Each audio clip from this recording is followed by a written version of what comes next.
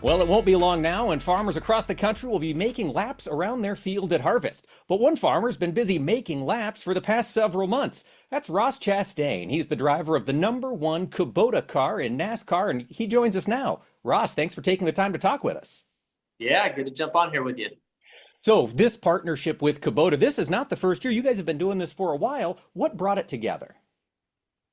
Oh, my love for agriculture. I'm a eighth generation watermelon farmer, and my family has been in South Florida for a few generations now, and we've specialized in watermelons, and it's what we've stuck to now. And I wanted to surround my career in NASCAR with agriculture as much as I could. And when we met the folks at Kubota a few years ago, that was we hit the ground running together. We aligned well with what we wanted to do and tell some farming stories of farms across this country, and also put their tractors to work at our farm. So it's been a perfect match for me.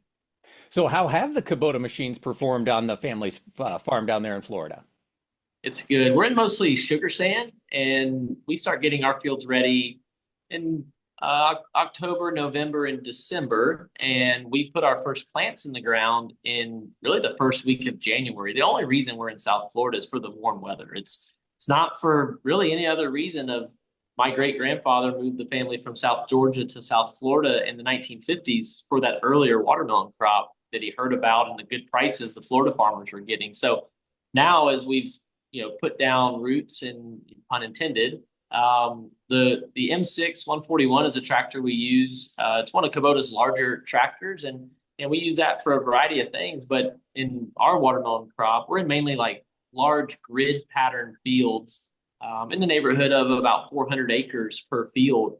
And so there's plastic mulch beds that we have to put down, and then we transplant our plants from the greenhouse onto those plastic mulch beds first week of January, and then it's about a 100-day growing season from there. So they've been good. Orange looks good on a watermelon farm. Well, that's good to hear. And do you get back to the farm a lot to help out on the operation? Oh, I mean, look, my job these days is to race and talk about farming. In December, that is part of our off season, with our final race being the first week of November, and our first race being around the first week of February or second week.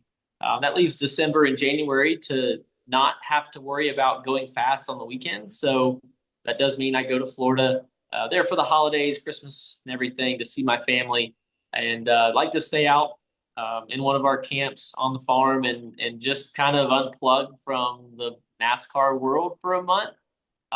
Still get my training in, and still do a lot of things, but that's my month to kind of wake up. And if I want to go drive a tractor, I can. And my brother and dad, my family, they'll let me. I'm kind of in the way, I'll be honest, because I'm not there all year. So at a working farm, at one like ours, it has to run efficiently. There's not a lot of room for people being in the way, and I can promise you in December I'm in the way, but they kind of let me have my time. Well, Ross, thank you so much for taking the time to join us to fill us in on the partnership between you and Kubota. And we wish you the best of luck as this NASCAR season comes to an end in November. All right, thanks. Well, folks, now's your chance to race to your computer. Visit farmprogressshow.com and get those advance tickets ordered for the Farm Progress Show in Decatur. We look forward to seeing you in just a few days. Thank you so much for taking the time to join us here today. Be sure to catch us next time, right here for This Week in Agribusiness.